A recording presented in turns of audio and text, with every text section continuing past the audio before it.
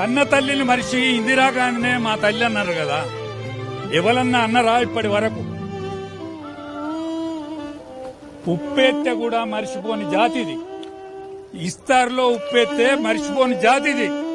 అందుకే బీజేపీ ప్రధానమంత్రి ఒక కుల మీటింగ్ వచ్చి మందకృష్ణను దగ్గరగా తీసుకొని ఆనంద బాష్వాల లేకపోతే నెరవేరని కన్నీళ్ళ, ఎన్నాళ్ళు ఈ పోరాటం అని అలసిపోయిన కన్నీళ్ళ కానీ సాంతన చేర్చుకొని ప్రధానమంత్రి దుఃఖాన్ని ఒడిసిపట్టుకొని దగ్గర తీసుకున్నాడు కదా. ఇప్పటి వరకు ఎవ్వరన్నా ఆ ప్రధానమంత్రి స్థాయి ఉన్నోళ్ళు ముట్టుకుంటే ఏమైంది? ముట్టుకుంటే ఇంకా ముట్టుడేనా? ఇంకా అంటుడేనా?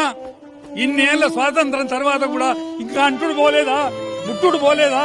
ఈ పార్టీలకు సోయి రాదా?